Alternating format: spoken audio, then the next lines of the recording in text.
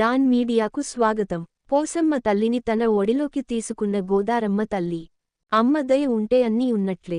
గోదావరి నది ఎగువ రాష్ట్రాలలో భారీ వర్షాలు కురుస్తుండటంతో గోదావరి నదికి ఉధృతంగా వరదలు రావడంతో అల్లూరి సీతారామరాజు జిల్లా దేవీపట్నం మండలం గొందూరు గ్రామంలో స్వయంభూగా వెలసిన గిరిజనుల ఆరాధ్య దేవత మాతృశ్రీ గండి పోసమ్మ అమ్మవారి ఆలయంలోకి గత 4 రోజులుగా వరద నీరు క్రమేపి చేరుతూ శుక్రవారం ఉదయానికి గోదావరి వరద పెరగడంతో ఆలయంలో అమ్మవారిని గోదావరి మాత తన ఒడిలోకి తీసుకోవడంతో అమ్మవారి విగ్రహాలు పూర్తిగా నీట మునిగిపోయాయి. ఆలయం చుట్టూ నీరు చేరడంతో గోపురం మాత్రమే పైకి కనిపిస్తోంది. మరో 2 రోజులు వరద ఉధృతి ఇలాగే ఉంటే ఆలయ శిఖరం కూడా పూర్తిగా నీట మునిగే అవకాశం ఉంది.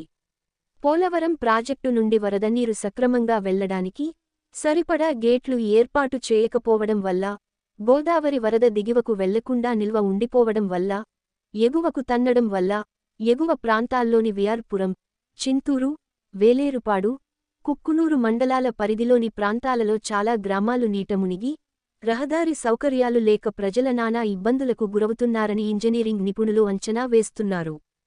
వేలేరుపాడులో వరదల్లో చిక్కుకున్న కారుతో సహా గురువారం కొందరు కొట్టుకుపోయిన సంగతి తెలిసిందే. విశ్వసనీయ వార్తల సమాహారమే మన డాన్ మీడియా. మరిన్ని వార్తల కోసం మన డాన్ మీడియా ఛానల్ను సబ్స్క్రైబ్ చేయండి. మరికొందరితో చేయించండి. ధన్యవాదములు.